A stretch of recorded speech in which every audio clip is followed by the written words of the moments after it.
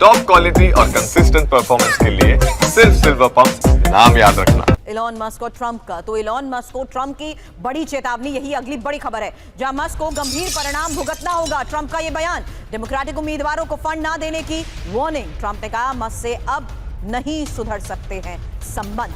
हालांकि मस्क को ट्रंप की ये वार्निंग है क्या, इस बारे में एक्सपर्ट से भी एक बार फिर से करूं सवाल। उससे पहले इलॉन मस्क को गंभीर नतीजे भुगतने की इस चेतावनी का मतलब क्या है, सिन्हा सर सवाल आपसे, और साथ ही सवाल उस एफएसबी की रिपोर्ट के बारे में भी आपसे करूंगी। इस बीच एक और बड़ी खबर आई है, क्योंकि इलॉन मस्क को गंभीर नतीजे भुगतने की ये चेतावनी जो दी गई है, उसके मुताबिक डेमोक्रेटिक उम्मीदवारों को फंडिंग ना करने की वार्निंग। और ट्रंप ने कहा है कि अब मस्क से बात करने का कोई इरादा नहीं है। ट्रंप ने मस्क पर राष्ट्रपति के कार्यालय का अपमान करने का भी आरोप लगाया है। ट्रंप पर महाभियोग लगाने की मांग कर चुके हैं मस्क। एक और बड़ी खबर है, और इस बीच आपको बता दें, न्यूक्लियर दस्तावेज लीक, खतरे में मिडिल ईस्ट। एक और बड़ी खबर का रुख कर रहे हैं, क्योंकि अब ईरान के पास इजरायली परमाणु दस्तावेज। रिपोर्ट में यह बड़ा दावा किया गया, इजरायली परमाणु कार्यक्रम की ईरान को जानकारी। इजरायल के खुफिया दस्तावेज ईरान के कब्जे में है, और इजरायली परमाणु फैसिलिटी से जुड़े हजारों दस्तावेज चुराए गए हैं। इजरायली इंटेलिजेंस से जुड़े दस्तावेज भी ईरान के पास है। रिपोर्ट में यह बड़ा दावा किया गया है,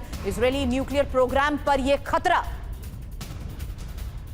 ईरान ने इजरायली परमाणु प्रोग्राम की खुफिया जानकारी हासिल की है, और ईरान के पास इजरायल के परमाणु फैसिलिटी की जानकारी भी है।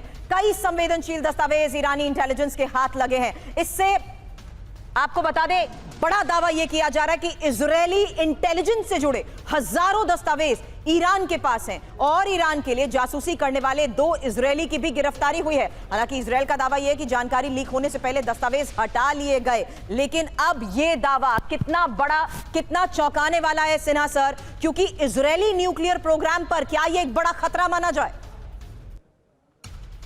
देखिए सुरभि, ये जो इजराइल का जो न्यूक्लियर प्रोग्राम है, ये तो अनडिक्लेयर्ड है। उसको हम नहीं मानते जब हम लिस्ट में डालते हैं कि कौन कौन से परमाणु देश हैं। मगर सबको पता है कि विश्व में कि इजराइल के पास में न्यूक्लियर क्षमताएं हैं। 90 और माना जाता है कि न्यूक्लियर वॉरहेड्स हैं उनके पास में। जिससे देखिए, जो मेन चीज है कहाँ, न्यूक्लियर जो इंस्टॉलेशंस हैं, वो जो उसका नेगेव का डेजर्ट है, उस जगह में है। और वहां पर नाइट्रोजन में एक एयर बेस है जिसके अंदर में अमेरिकन रहते हैं। अभी थर्ड मिसाइल भी है वहां पर, दूसरे मिसाइल सिस्टम्स भी लगे हैं। मगर अभी हम हो रही है बात दस्तावेज की। तो दस्तावेज जो है ये इजराइल से ही, कुछ इजरायलीज इसमें शामिल हैं, खास करके जो अभी नए जनरेशन वाले हैं, ये मिसाइल्स उनको देते हैं। मगर आप ये दस्तावेज में देंगे, देखिए आज के दिन में तो दस्तावेज एक्सचेंज होता है। जब 2 देश हैं जैसे इंडिया पाकिस्तान, सबको बताता है कि हमारे पास परमाणु क्षमताएं इतनी हैं, ये हैं।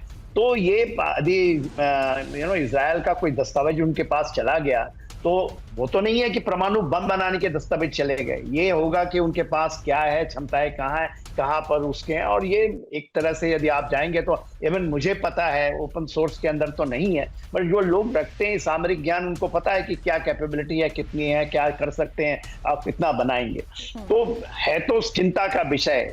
मगर बात ये है, आज क्यों ये लीक हो रहा है, क्यों ये बता रहे हैं? क्योंकि आपका ईरान इन चीजों को आप देखिए, खास करके ऐसे खबर आई थी कि 8 घंटे के अंदर में कभी भी इजराइल उसके ऊपर हमला कर सकता है। उसके जितने भी परमाणु फैसिलिटी है, 60% यूरेनियम इनरिचमेंट जो उसने किया हुआ, वो कहता है कि भाई नॉन न्यूक्लियर प्रोलिफरेशन के अंदर हम कर सकते हैं। मगर अभी IAEA का जो रिपोर्ट आया है कि 400 kg 60% है, तो 10 न्यूक्लियर बम बना सकते हैं। पहले कुछ दिन पहले आया था कि उन्होंने 90% इन्वेस्टमेंट कर लिया है, 3-4 बम होंगे। So is the reason sir, Iran की जो न्यूक्लियर वार्निंग सामने आती है, इनका मतलब क्या है, ये हम आपसे हमेशा समझते हैं। फिलहाल जिस रिपोर्ट का आपने जिक्र किया, उसी की डिटेल इंफॉर्मेशन दे देती हूं, क्योंकि ईरान तैयार कर रहा है न्यूक्लियर वॉरहेड और 10 परमाणु बम बना सकता है ईरान।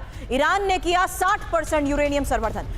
IAEA की रिपोर्ट, जहां 400 किलो यूरेनियम का संवर्धन, और ईरानी अधिकारियों के हवाले से ईरान इंटरनेशनल का यह दावा है क्या, डिटेल इंफॉर्मेशन अब आपके सामने, जहां रिपोर्ट में दावा यह कि ईरान ने 400 किलो यूरेनियम का संवर्धन किया है। ईरान ने 60% यूरेनियम संवर्धन हासिल किया है। 10 न्यूक्लियर वॉरहेड्स बना सकता है ईरान, और खमेनी ने न्यूक्लियर प्रोग्राम जारी रखने का भी ऐलान कर दिया है, और अमेरिका को सीधी चेतावनी देते हुए संवर्धन जारी ईरान रखेगा।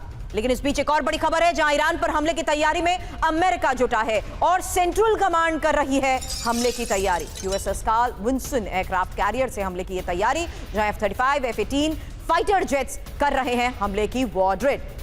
वर्ल्ड एट वॉर की रिपोर्ट में अमेरिकी तैयारियों पर क्या दावा किया गया है, क्योंकि क्या ईरान पर हमले की ये तैयारी है? अमेरिका की सेंट्रल कमांड मिडिल ईस्ट में बड़ी तैयारी में जुटी हुई है, यही बड़ी खबर है। और खबर ये कि aircraft carrier USS Carl Vinson हमले की तैयारी कर रहा है। यूएसएस कार्ल विंसन से F-35 फाइटर जेट उड़ान भर रहे हैं।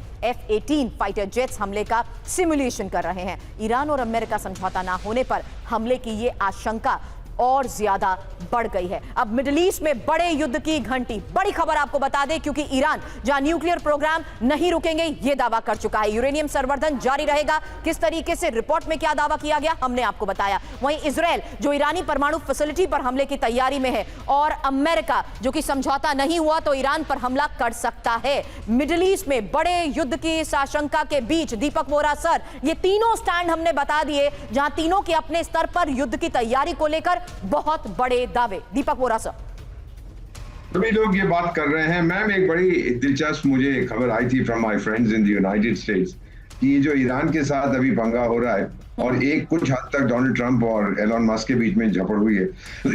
एलन मस्क चाहता था कि मैं ईरान से कमर्शियल ट्रेड करूं, उनके तेल सस्ते दाम पर खरीद के मार्केट प्राइस पे उसको बेचूं, और ईरान भी राजी हो गया था इस मानने पर कि शायद ट्रंप कोई एलन मस्क बोल पाएगा कि भाई टाइगर थोड़ा शांत हो जाए, लेकिन ये बात हुई नहीं है। तो ईरान अब थोड़ा नाराज है, उसको मान लिया है, वो भी अब समझ गया है कि मुझे अकेले करना है जो कुछ करना है, ना मैं रूस पे निर्भर रहूंगा ना मैं चाइना पे रहूंगा। ये लोग जब समय आएगा अपने डायरेक्ट अरेंजमेंट्स कर लेंगे पश्चिमी देशों के साथ, और मैं लटका आ जाऊंगा त्रिशंकु की तरह। So they will go it alone. और ये भी वो समझ गए कि अभी तक नॉर्थ कोरिया पर अगर जापान ने या किसी और साउथ कोरिया ने या पश्चिमी देशों ने हमला नहीं किया है, वो इसलिए है कि नॉर्थ कोरिया के पास परमाणु हथियार है। तो मुझे परमाणु हथियार चाहिए। Very very clear message from Iran. Right, thank you for joining Bora sir, thank you Sinha sir, आज हमें जुड़ने के लिए। और इन तमाम चेतावनी और वार्निंग्स के बीच क्या मतलब है, आने वाले वक्त में क्या संकेत है, यही हमने जानने की कोशिश की।